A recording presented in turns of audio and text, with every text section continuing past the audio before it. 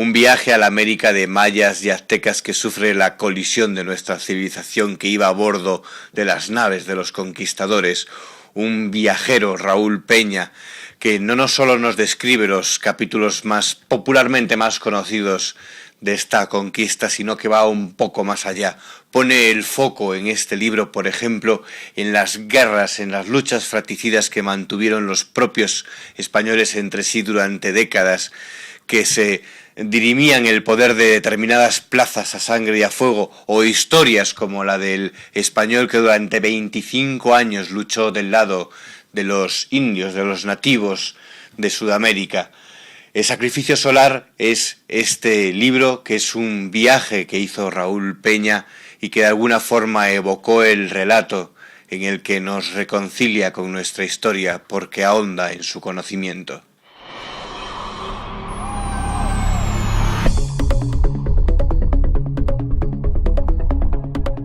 Bueno, Raúl, muchísimas gracias por estar aquí con nosotros y presentarnos este Sacrificio Solar. A vosotros por tenerme aquí.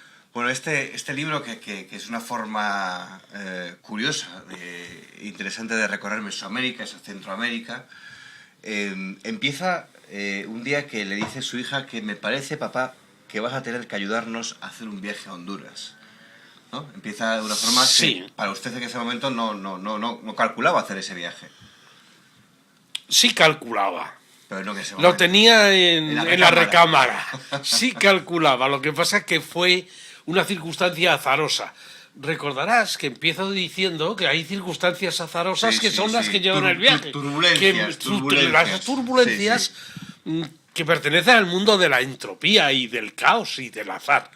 Esta es una circunstancia azarosa, feliz, en este caso. Pero... ¿Y cómo fue su llegada allí, a este lugar? ¿Qué fue lo primero que se le pasó por la cabeza? ¿Qué fue lo primero que imaginó, ideó para empezar a elaborar este Sacrificio Solar? La verdad sea dicha, es que yo iba muy en blanco. Cuando empiezo a hacer estos viajes que hago, todos los que he hecho, para escribir un libro, la verdad es que procuro ir en blanco, no ir condicionado de ningún tipo, con ninguna idea preconcebida. Que esto es absolutamente imposible. Todos tenemos alguna idea preconcebida. Pero en mi afán y en el afán del libro está revisar y hacerme un planteamiento nuevo, cotidiano, ajeno a los convencionalismos. Claro, porque en este viaje usted ha escrito otros libros anteriores, como por ejemplo Un viaje a Egipto. Un viaje a Egipto sería uno de sus libros anteriores. Y en este de Sacrificio Solar cuenta esa historia, toda la historia de Centroamérica, de una forma, creemos, bastante amena, ágil. Y por ejemplo cuenta que Colón, cuando llega a América, desata una situación difícil de controlar. Claro, en realidad desata unas fuerzas, las fuerzas de la entropía, del caos, que a él mismo le arrastran, como si fuera una de esas tormentas tropicales, ¿no? Y lleva el caos al continente, del caos que es, al final del libro se dice, con una frase, ¿no?, que... la puedo decir, eso que es el fin de esa cultura, lleva el fin de esa civilización.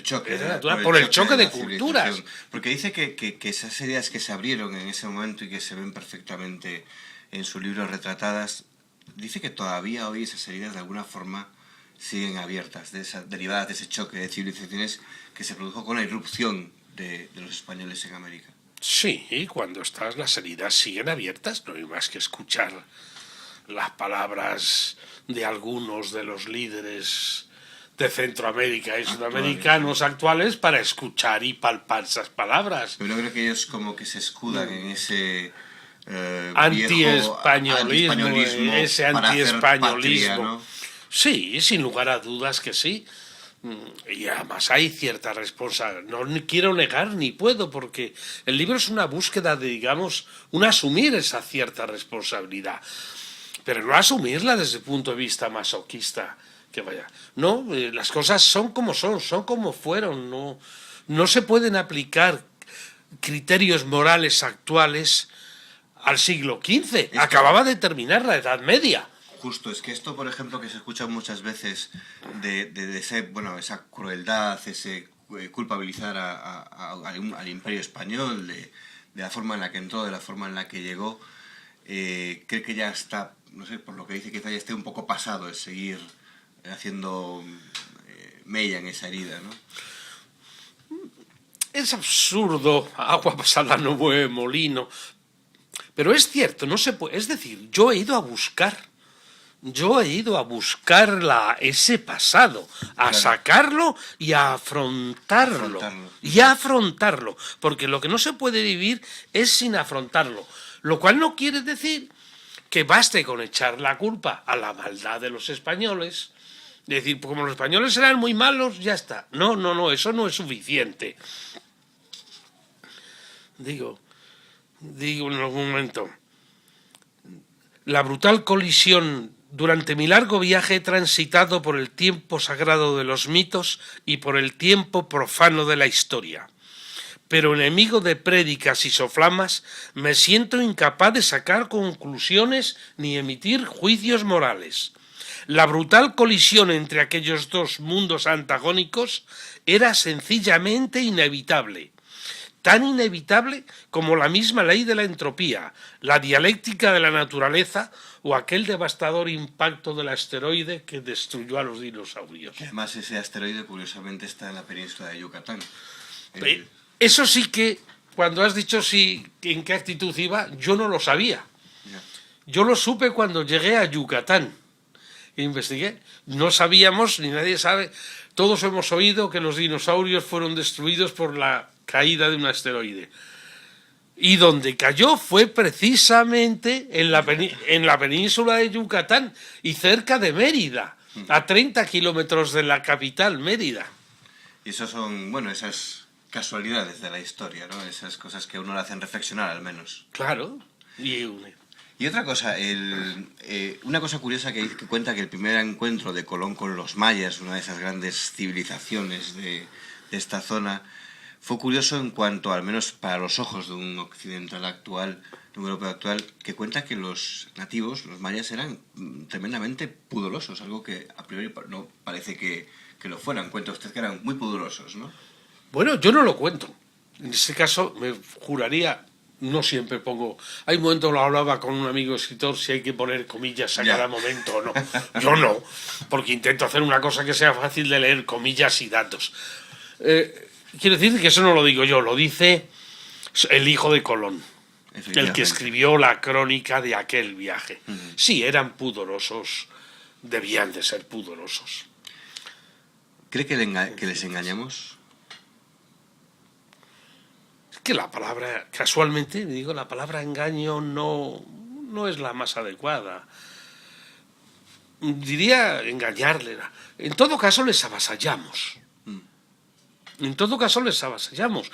Acabamos con su mundo, íbamos a conquistar, igual que España había hecho la reconquista del Islam, de su terreno, de su territorio frente al Islam, seguimos, cruzamos el Atlántico, se llegó a América y con ese mismo espíritu de conquista o reconquista, en el libro se hace este paralelismo, allí y con la anuencia de los papas y las bulas de los papas, España dijo, este país...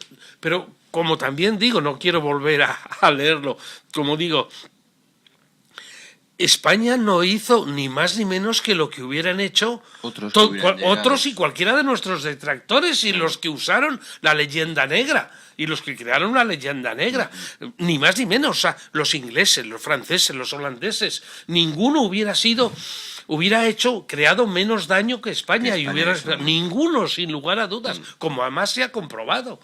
Los ingleses exterminaron prácticamente a los indios norteamericanos cuando nosotros no, y ahí están todos los millones y millones, yo lo digo, de indígenas con los que yo estoy transitando, no se exterminaron.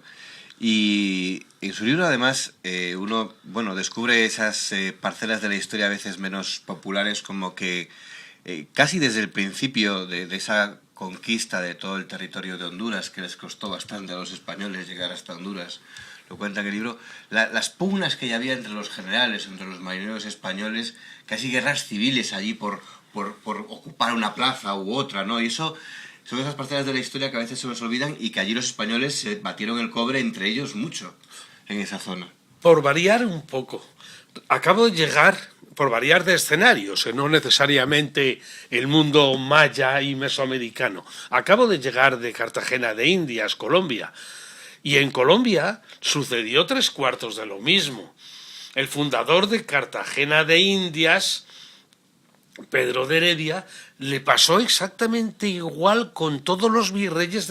Eran verdaderas guerras civiles, o sea, cada conquistador se hacía su propio rey y virrey. Pagaba el quinto real a la corona, si le venía bien, que solían pagarlo, sí, pero lo que le importaba era su poder y su riqueza. Pero eran guerras civiles a muerte entre los propios conquistadores, porque eran unos aventureros. Lo hemos dejado un poco de margen, pensamos en esas luchas contra el indígena, pero entre los españoles también hubo grandes batallas. Cortés conquistó México rebelado contra el gobernador de Cuba, es verdad. Que en el libro se cuenta, que le mandó una expedición el gobernador de Cuba, Pánfilo de Narváez, para prenderle, detenerle y, si es caso, ajusticiarle. Lo que pasa es que la partida la ganó Hernán Cortés. Y por eso nos quedamos con su nombre también. La historia la escriben los que ganan. Los ¿no? que Eso ganan, siempre claro. Se dice. Otra historia que en su libro la describe como de las más espectaculares y también de las menos conocidas es la de este hombre de tez blanca que luchaba al lado de los Gonzalo Guerrero, indios. ¿te refieres? Claro, sí, eso es. Sí, a mí me pareció, desde el primer momento que me apareció, en cuanto empecé a leer sobre el tema, me pareció un tema apasionante, central. ¿Has caído en que la historia, ya que estamos hablando ante el gran público, se parece a la de Avatar? Bueno, yo es que... Por decirte, que es mucho mejor, más apasionante. Yo no he visto Avatar, pues, confieso. Pero quiero decir, es la historia de una persona, de alguien Eso que toma conciencia por los indígenas oprimidos. Es que a fin de cuentas también es una historia parecida a aquella de aquella película de Richard Harris, Un hombre llamado caballo. Efectivamente. Yo creo que la más apasionante de todas, que Avatar incluso, es la de Gonzalo Guerrero. Y fíjese que aquí no nos gusta hacer películas sobre nuestras gestas. Usted, que también es cineasta, cuando descubrió esta historia no se le pasaría por la cabeza aquí hay una película, claro. Aquí hay y de hecho, ¿no? Menciono de que hay más de un guión, parece ser, en México escrito sobre porque esta historia. Este hombre cuenta que fue en su momento prisionero de los nativos, ¿no? Y sobrevivió de milagro. Comprobó y vio cómo se comieron enteramente a sus compañeros. A él no se lo comieron de milagro. Lo que me quieres decir quizá es cómo coño se produjo ese cambio mental en él después de haber sobrevivido. Para ponerse de su lado y luchar de su lado, del lado de los nativos, lado de los mayas.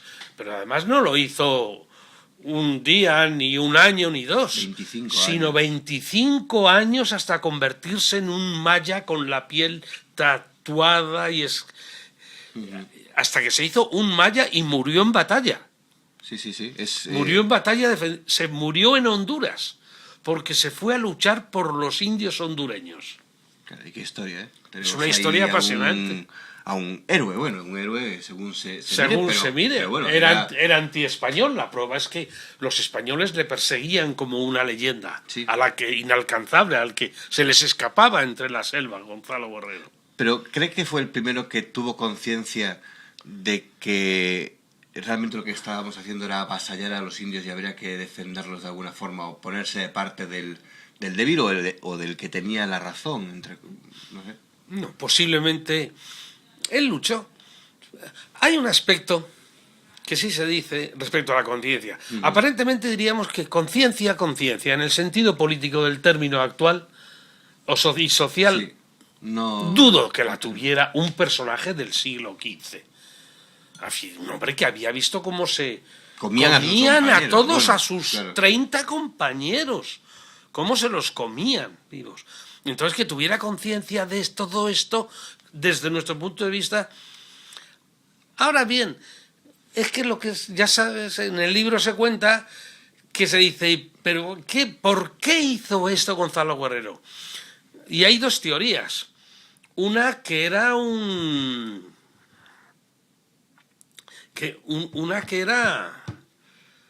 que era judío, que había tenido que renunciar a su religión. No recuerdo si era judío o morisco. Y había tenido que renunciar y había sido perseguido en su Andalucía natal. Y también hay otra teoría, y es que era gitano. Por lo tanto, que era un proscrito claro, en su Andalucía natal. Por eso le fue fácil convertirse en proscrito. Entre comillas, con los mayas. Con los mayas. Pero no sé si conciencia, o al menos sí que fue el primero que luchó por los derechos de las personas que vivían ya en América, fue Bartolomé de las Casas. Sí, ahí sí se puede hablar de conciencia. Ahí se puede hablar de conciencia y de movimiento regional.